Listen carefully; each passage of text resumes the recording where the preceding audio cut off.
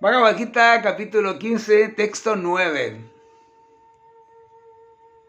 Por el dominio que tiene sobre el oído, vista, olfato y gusto, y también la mente, entra en relación con los objetos de los sentidos.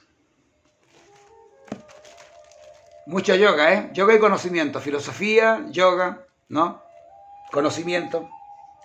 Dice mi maestro espiritual, en otras palabras, si la entidad viviente adultera su conciencia con las cualidades de los perros y los gatos en sus diferentes vías, obtiene un cuerpo de perro o de gato y disfruta.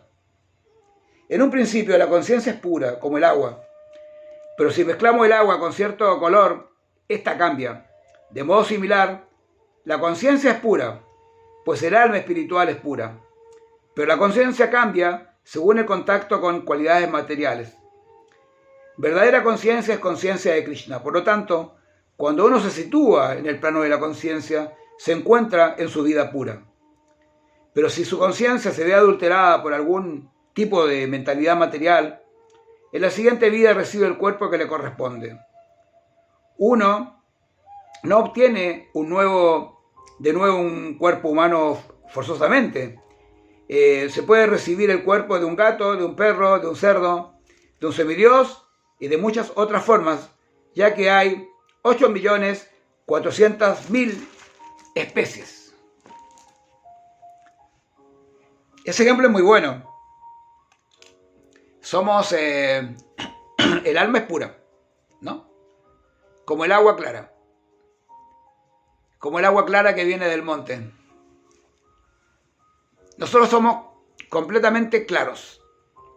Ahora, si le echas una gotita de anilina, ¿no? O algo, esa agua cambia el color.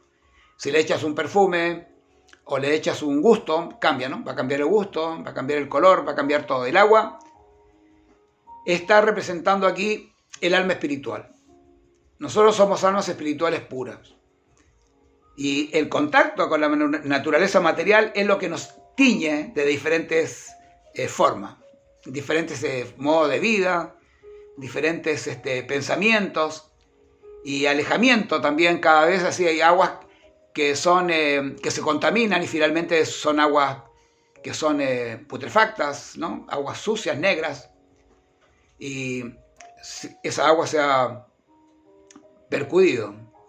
De la misma manera puede pasar con el alma humana, que se puede perder en la oscuridad y se convierte en un alma completamente manchada que no puede ver y ni puede entender la naturaleza espiritual de la que proviene. No puede. Porque el agua clara tú puedes ver el fondo del río, el lecho del río lo ves cuando el agua es clara. Pero cuando el agua es turbia tú no lo puedes ver. Asimismo la persona no puede ver lo que es su verdadera forma, su naturaleza trascendental. ¿Ya hay? Jai Hare Krishna. Namaste.